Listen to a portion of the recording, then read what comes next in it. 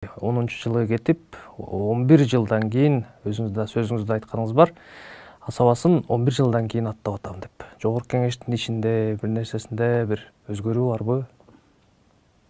Имараттын ичиби же? Иштөө тартиби, мисалы үчүн депутаттардын сапаты. Сапаты дегенде көп капа болуп калат экен. Капа болсо эмне кылабыз эми? Акыры бирөө айтуу керек го. Мен өткөндө бир расмий тилде маек берип атып айттым эле. Абайдын бир пикирин айттым эле. Акылмандын колундагы мылтыктан акылсыздын колундагы таяк коркунучтуу деген.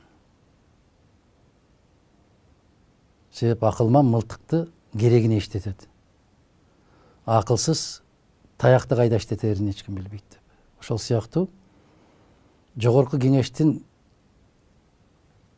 кесиптик деңгээли жылдан жылга төмөндөгөндөн төмөндөп баратат.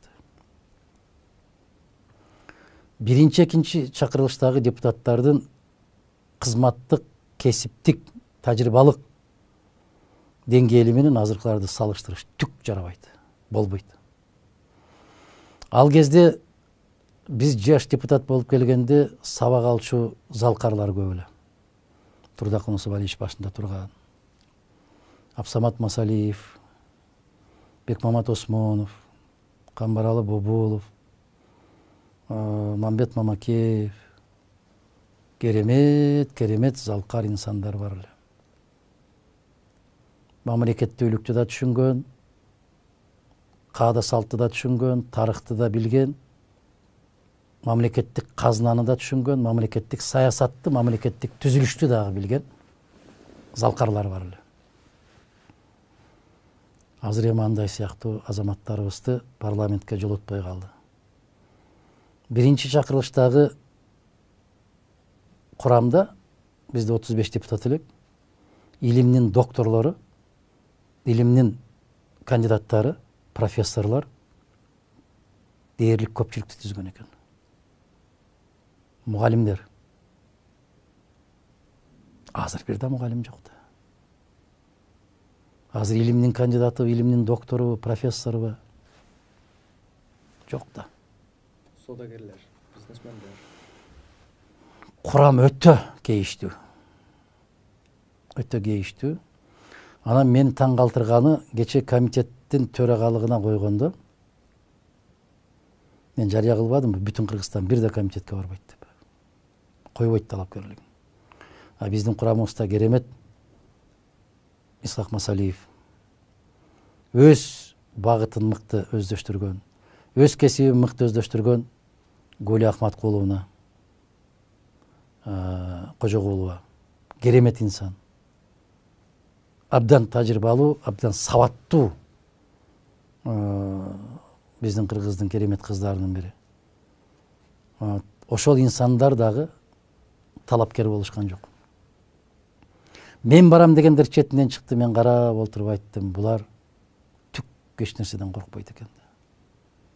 Комитеттин төрагасы болуш бул өтө оор кызмат.